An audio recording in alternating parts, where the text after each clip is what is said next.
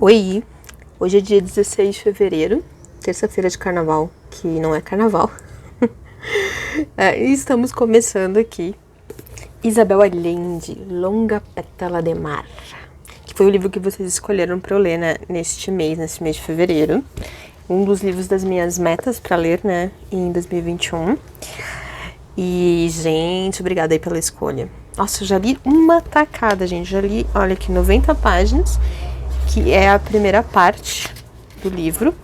Isabel Allende, meus queridos, se você nunca leu Isabel Allende, saiba que ela é uma mestra em ficção histórica. Nossa, ela faz uma pesquisa incrível aqui. E muitos dos livros que ela faz, ela também fala muito do Chile, né? Que ela é chilena. Na verdade, ela nasceu no Peru, mas logo em seguida ela vai pro Chile, né? A família dela toda é do Chile. A infância dela, ela passa no Chile, né? Ela é sobrinha, né, do Salvador Allende, né? Que foi o presidente, né? Que caiu com né, o regime militar do Pinochet, né? E esse aqui, ele começa em 1938 e já começa, gente, a primeira parte aqui é Guerra e Êxodo, 1938, já começa com tiro, porrada e bomba. Tiro, porrada e bomba. Vocês viram no take aí de início, né, que eu mostrei o Longa Pétala de Mar e o início de capítulo com um trecho de poema do Neruda? Vocês viram que eu coloquei o take inicial aí desse vlog? Cada trecho do livro tem um poema do Neruda. Por quê? Porque vai contar a história justamente dos refugiados da Espanha, né, da Guerra Civil Espanhola, né, que lutavam contra o avanço, né, do fascismo do Franco, e que estavam na fronteira. Eles foram exilados e refugiados, né, para a França, muito mal recebidos na França, diga-se de passagem, senhor, uma coisa assim terrível.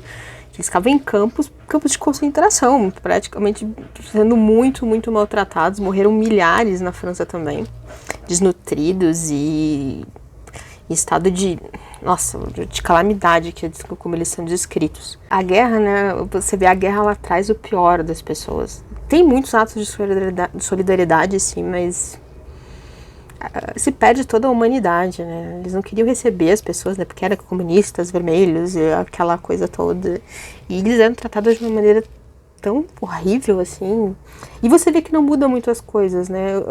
Há um tempo atrás, acho que eu falei com vocês aqui, tava falando do Instagram também, que eu li uma HQ que chama Refugiados, que é uma HQ recente, né, atual, de refugiados, né, de guerras civis na Síria, de guerras civis na África, e como eles são mal recebidos na Inglaterra, na França, como eles são maltratados, né. Você tem muitos ali, obviamente, atos de solidariedade, mas tem muitos atos mesquinhos também, né. Na minha opinião, né, o ser humano, ele é essencialmente mau e bom. Né? Você pode tirar coisas maravilhosas do ser humano e também coisas horríveis. E você tem que ver, né, dependendo, né, da situação, o que vem, né, de mais primitivo no ser humano. É difícil. E aqui já começa, a gente cai direto na Catalunha, em Barcelona, e perto ali de Barcelona, na Guerra Civil. Os últimos momentos, né, da Guerra Civil, a resistência está perdendo e são cometidas atrocidades. E o mais interessante também é que ela traz essa desumanização dos dois lados, porque por mais que a resistência esteja ali lutando, né, para não ser massacrada, porque o fascismo, vide aí Mussolini e Hitler, tem muito uma base num ódio, né, numa aniquilação realmente. Eles não se contentam apenas em ganhar, eles querem aniquilar completamente o pensamento do outro. E manter a sua base com um ódio sempre inflamado. E foram cometidas milhares de atrocidades, né, na Guerra Civil Espanhola. E Barcelona foi uma das mais atingidas, né, a região mais atingida. Só que ela mostra também como se perde a humanidade, tanto de um lado quanto de outro, porque atrocidades são cometidas dos dois lados, não é só de um. Isso fica muito claro, por mais que um dos personagens principais aqui, né, que é a família que dá o mal, que é o Victor Dalmau, que é um médico que tá ali, né, na linha de frente e tal, né, você vê que mesmo ele estando lutando daquele lado, ele percebe as atrocidades que são cometidas ali do lado dele. E tem um momento que ele diz uma frase ali, né, que só queria que aquilo acabasse, porque é uma guerra que já não se sabe mais por que você está lutando algumas vezes, porque aí são irmãos matando irmãos, né? A guerra civil, né? Espanhóis matando espanhóis.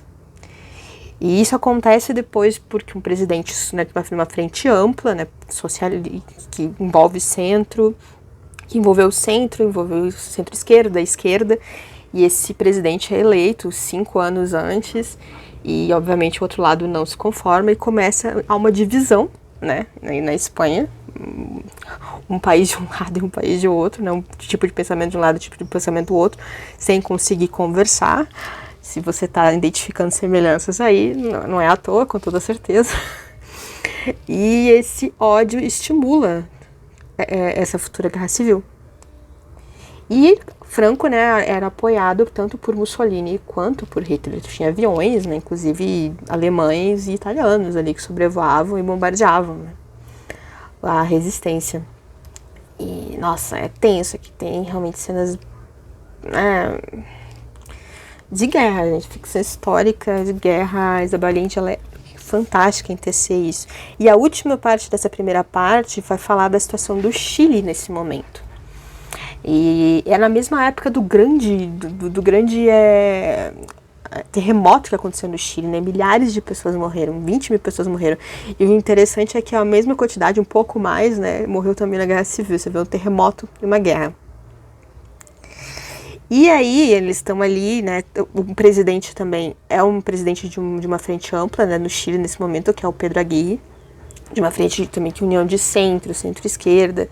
E nós temos ele é embaixador, né, em vários países. Nesse momento ele é embaixador na França, que é o Pablo Neruda. E ele está angariando fundos ali nos países Argentina e Chile, Argentina, Uruguai e Chile, para arrumar um navio, que esse é o principal plot da história, para alugar um navio para trazer uma parte desses refugiados que estão na França para o Chile. E claro que a direita, né, que está contrária ali, que tem aquela divisão, que também no futuro vai virar uma guerra e que vai virar o quê? Vai virar a ascensão do Pinochet. É contra, obviamente. E mostra um pouco da elite aqui. E é muito interessante para se você leu A Casa dos Espíritos, porque aqui é mencionado o senador Trueba, que é o patriarca, né, da família Trueba, né, em A Casa dos Espíritos. Que é muito interessante, né, essa ligação que eu gostei aqui. Amando esse livro. Que bom, eu tava com saudades de Isabel Allende.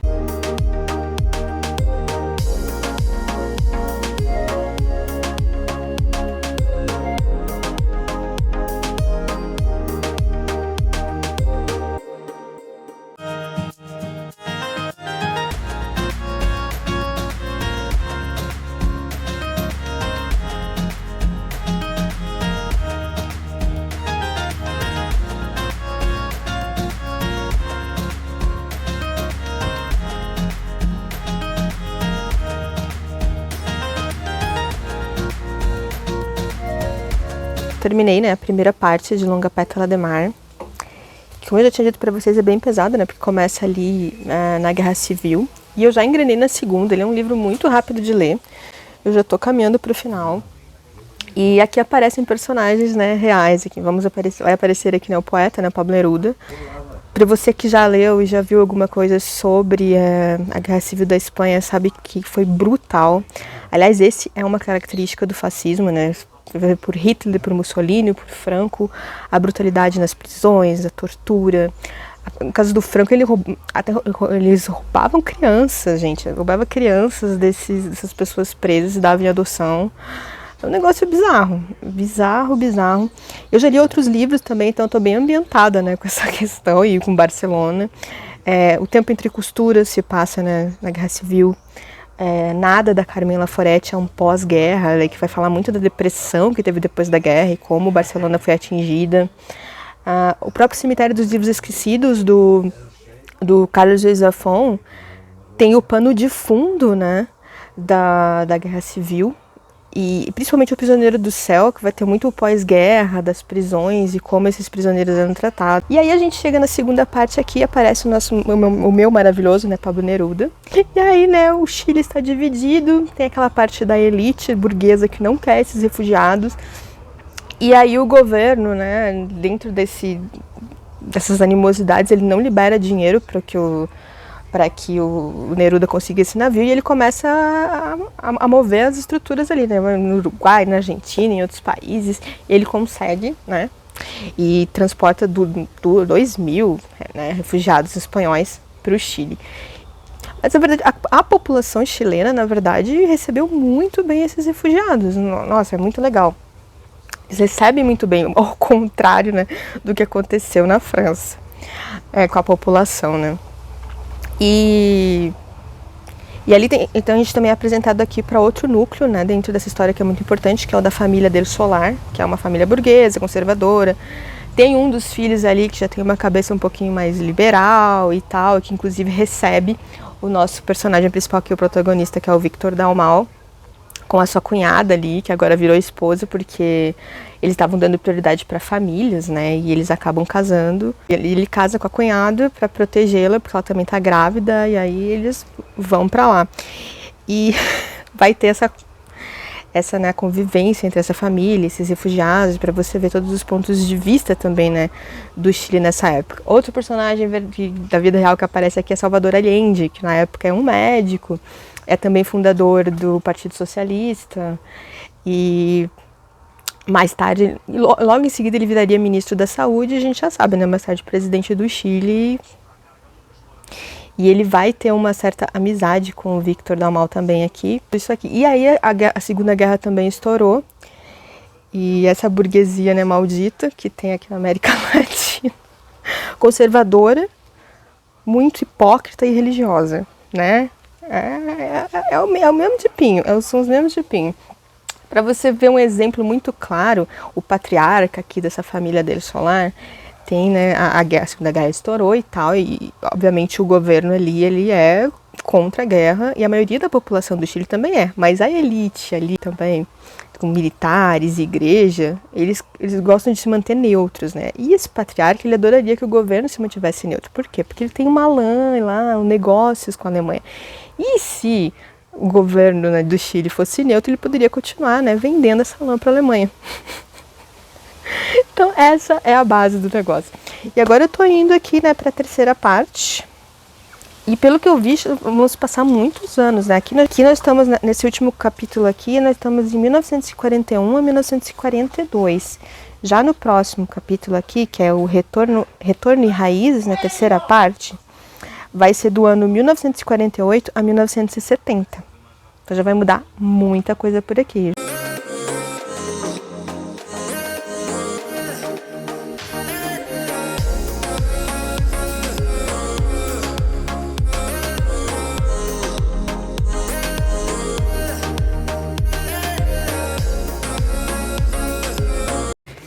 Pois é, né? E bora terminar esse vlog de Longa Pétala de Mar, né, gente? Eu gravei um takezinho pra vocês, né? Começando a terceira parte. A terceira parte ali, que chama... Vocês viram aí, né? Mas agora eu me perdi aqui, não sei onde é que ela tá. Porque eu acabei a segunda parte e comecei a terceira. Deixa eu achar. Achei. Retornos e Raízes, que é a terceira e última parte desse livro aqui. Tem um grande período temporal, né? A gente começa em 1938 e vai até 1994. Essa última parte aqui a gente chega, né, no governo Allende, né, no golpe contra o Allende, intervenção dos Estados Unidos. Aquilo ali também era um período de Guerra Fria, né? Então tanto os Estados Unidos quanto a União Soviética interviam, né, em governos ao redor do mundo. E por mais que em certos pontos você entenda os objetivos, os motivos da luta das pessoas, você percebe essa desumanização muito grande, né? Isso é uma tática de guerra muito clara. Você desumaniza o outro para o outro ser outro e não uma pessoa como você, que tem família, que tem sonhos, que tem vida. E aí você justifica a aniquilação daquela outra pessoa. Tem momentos que não dá para evitar guerra? Eu acredito que sim, tem. Mas chega um momento que a desumanização é tanta que... Isso eu acho legal da Isabel Allende, por mais que ela deixe muito claro aqui o ponto de vista dela. Ela é Isabel Allende, né, gente? Ela é sobrinha do Allende. Mas ela também fala, ela tem a autocrítica de entender que não tem inocentes em toda essa história. Que o ponto do ódio chega a uma combinação que a barbárie vem de qualquer lado. O que também não quer dizer aqui que ela renegue governos ou renegue políticos, porque eu acho que essa é uma coisa ilusória também, muito grande, que é aquela coisa de senso comum, de você dizer, nenhum deles presta, a gente presta sim. Tanto de um lado quanto de outro, tem gente realmente comprometida, não são perfeitos, porque quem é, gente? Eu e você somos perfeitos? Não somos, então você não pode querer também que os líderes políticos sejam. Óbvio que você tem que exigir lisura, né? Você tem que exigir comprometimento deles, mas perfeitos nenhum deles são, né, gente? Mas existem bons sim, tanto de um lado quanto de um outro. Na própria pandemia agora que a gente está vivendo, você pode ver governos que têm a ideologia que for. Existem governos bons dos dois lados, das duas ideologias, governos que são pelo menos razoáveis, inclusive nesses termos de pandemia, e existem governos ruins também de qualquer lado que você veja. Qualquer um deles pode ser autoritário, e qualquer coisa autoritária vai pro lado da desumanização, da aniquilação do outro. E é isso que ela demonstra aqui. Por mais que ela tenha um lado muito claro, ela também faz a gente pensar, peraí, mas não é tudo preto ou branco. Tem várias nuances ali dentro. E é nisso que a gente tem que pensar. Gente, uma curiosidade da Guerra Civil, né, espanhola, que eu acho que eu não mencionei aqui. Para quem gosta de futebol, né, tem essa rivalidade Real Madrid e Barcelona. Essa rivalidade ela é muito mais profunda do que aparentemente só futebolística, né? Porque na época da Guerra Civil Espanhola, né, a maior resistência, né, contra Franco se encontrava, né, na região da Catalunha, em Barcelona. Ela foi a mais atingida, né, a mais devastada, né? E no pós-guerra também foi a que mais sofreu, né? Com torturas, com mortes e com retaliações mesmo, inclusive econômicas. Foi uma depressão só, né, na região. E tinha também isso nos times de futebol, né, do Barcelona e o Real Madrid, porque o Real Madrid era conhecido como o time do ditador, né? O time do Franco. O time do generalíssimo, como eles chamavam, né? Franco, né? Contra Barcelona, né? Que representava praticamente toda a região. Então você vê hoje também esses protestos em Barcelona, eles são antigos, gente. É uma região que foi muito massacrada. Inclusive proibindo, né, de falar a língua, né? O catalão, né? Que era a outra língua da região ali. Então essas questões de separação e tal. E tem muitas medidas que são arbitrárias, inclusive, que a população tem ido protestar. Não sei se vocês viram. Nos últimos dias, inclusive, teve um rapper que foi preso, né, em Barcelona. Então você entendendo a história, você percebe, né, o quanto ela ainda reverbera ainda hoje, lá na Espanha. Então isso também é uma coisa muito, né? É uma curiosidade muito legal, né? Se você pensava aí que, né, a rivalidade Barcelona e Real Madrid era só de futebol, é mais profunda. Então aqui ela chega nessa parte final, então tem ali a presidência do Allende, a derrubada do Allende, o regime militar do Pinochet, que foi brutal, tão brutal quanto o regime do Franco, né, na Espanha, de Mussolini, Hitler, na coisa da violência mesmo, né, na violência, da brutalidade, das mortes, da tortura. Que tem um certo boom econômico, como teve toda a América Latina, né, que teve regimes militares, teve um boom econômico, mas ao mesmo tempo nunca se teve uma desigualdade social tão grande que aumentou, afunilou a desigualdade social enorme. Ela também menciona isso aqui. Isso cobra o seu preço, inclusive hoje no Chile. Se vocês lembrarem aí no ano passado, ano retrasado, que teve todas aquelas manifestações no Chile, vem cobrando o preço dali. Vem dali. Muita coisa, você entendendo a história, você vê os reflexos hoje. Então, cobra o preço dessa enorme desigualdade social. Porque aumenta a violência, a questão da droga cresce demais nesses países, extermínio de população mais pobre. Isso são as consequências, né? Para você refletir esse tipo de autoritarismo. E nós terminamos aqui também, ela vai até o 94, né? Então daí também já está no final do governo do Pinochet. Eu lembrei de um outro livro que eu li, que é O Dia em que A Poesia Derrotou o Ditador, do Antônio Skármeta, que é um autor chileno, né? E ele conta como é que foi essa queda, né, do governo do Pinochet, aqui também é mencionado, porque tinha já, nesse período, no final de governo ali do Pinochet, já tinha uma cobrança muito grande, né? O mundo já tinha mudado, então os governos autoritários já estavam pegando mal, né? E aí tava todo mundo exigindo um plebiscito, só que o Pinochet estava muito arrogante e achou que com certeza ele conseguiria burlar, conseguiria acontecer o plebiscito, que o plebiscito era para ele continuar no governo ou ter, claro, né, eleições, alternância e tal. E ele perde, né, esse plebiscito. E ele quer tentar um novo golpe, mas aí as forças ali, ele já não tinha mais força para isso, muito menos apoio, né, dos Estados Unidos ou de outros países para continuar isso, porque os regimes militares também ao redor eles já tinham todo acabado, né, todos sido derrubados, e o dele ainda estava em vigor e ele não tinha mais força para manter, e aí ele teve que se render. Claro que, né, sobre aquela coisa de, vamos esquecer tudo o que aconteceu e tal. Apesar de ter sido revista, né, vários crimes da ditadura chilena foram revistas, inclusive Pinochet, né, foi condenado e tudo mais. É muito interessante para você conhecer essa história. É uma história, se você dá uma olhada, né, comparar também, é uma história praticamente única da América Latina, porque todos tiveram o mesmo modus operandi, sabe, o que foi acontecendo em um país, no outro país, em outro país. É interessante aqui que eles vão refugiados, né, para a Venezuela do Chile, né, várias pessoas fogem ou são refugiados na Venezuela, que era um dos poucos países democráticos naquela época. Você vê que interessante. A própria Isabel Allende foi uma refugiada na Venezuela, né, porque o nome dela, né, já queria dizer, vão tentar me matar. Né, gente, pelo amor de Deus.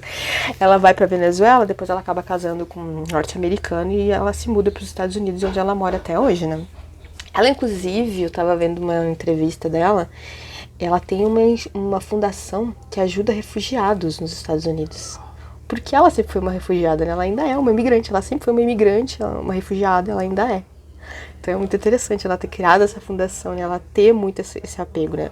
Você vê as histórias dela, ela baseia muito dos livros dela. Se você quer conhecer a história do Chile e, por contrapartida, muitos elementos da América Latina, você pode ler todos os livros da Isabel Allende, que ela vai te contar ali como é que acontece, gente. O mais interessante também desse livro aqui é que ele tem o drama familiar, né, e a ficção histórica, e é misturado, né, a ficção e realidade. Mas todos os personagens, eles são baseados em pessoas reais. Todos os personagens que ela escreve aqui são baseados em pessoas reais. Inclusive, o principal, que é o Victor Dalmau, que é o médico, tem o Victor Pey aqui, que também era um refugiado. Ela entrevistou várias pessoas, né, que vieram nesse navio de refugiados, né, que foi fretado pelo Paulo Neruda para ali, a maioria deles catalães, né. E, gente, a maioria, né? E ela entrevistou todas as pessoas. Esse Victor Pey morreu, inclusive ele morreu, não sei se foi antes ou um pouco depois de ter lançado o livro. Ele morreu com 103 anos, né? Ele veio, né, um refugiado lá de Barcelona, né, da Catalunha. E aqui a gente acompanha também, eles aqui começam a história com 20 e poucos anos, né, e terminam com 80, então é um grande período de tempo de você acompanhando também a evolução dessas famílias, o pensamento de cada um, como se comportava a elite daquele país. Ela vai falar muito também aqui da situação da mulher, né, que tem uma grande personagem aqui, que é a cunhada depois, né, que é a cunhada do Victor Dalmau, né, que tá grávida, que é a Roser Bruguera. Nossa, ela é uma força da natureza, assim, já viu? Nossa, é genial. E ela também ela faz a comparação, né, do conservadorismo que existia ainda muito maior, né, na América Latina, frente às questões mesmo de corpo, de estar na sociedade, sabe? Ela faz essa comparação, né, das mulheres ali no Chile com a Roser, que já veio de lá com outro pensamento, principalmente ela era uma do, né, principalmente o pensamento das mulheres que lutavam ali, né, porque na Guerra Civil Espanhola, muitas das mulheres, né, iam pra linha de frente, elas não eram só voluntárias ou enfermeiras, não, elas estavam com arma na mão, muitas delas. Então já é uma outra mentalidade que veio lá da Espanha, né, que eles trouxeram pra ali, e isso ele mostra muito também como esses refugiados fizeram meio que que movimento dentro do país, né? Porque veio muitas pessoas, né?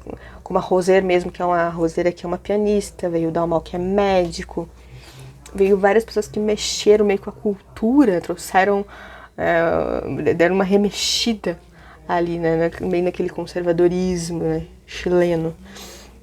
Isso foi muito, muito interessante também. Livrão, gostei bastante. O único problema que eu tive um pouco foi o final, que eu achei que, sei, ele tem umas questõezinhas também que você pode problematizar, um tanto gordofóbicas, tem uma ou outra. E o final também, eu não sei, eu achei que ele perdeu um pouco do ritmo, sabe? Eu não sei, eu não fiquei tão convencida assim com o final do livro, mas ele é muito bom, o ritmo dele é genial, eu li muito rapidinho. Eles são, né, 275 páginas, né? Só não li mais rápido porque eu tenho que parar pra fazer coisas, né? Tem 200 e poucas páginas, é um livro curto e que muito aprendizado. E se você não leu nada sobre regime militar, né, chileno, a questão da América Latina, Guerra Civil Espanhola, é muito interessante também você ir, ir pesquisando enquanto você tá lendo. Vai ser muito rico se você gosta, né, de entender mais sobre história, de ter mais esse conhecimento. Olha, livrão, recomendo demais. Sério, foi maravilhoso. Espero que vocês tenham gostado desse vlog aí de leitura. E é isso.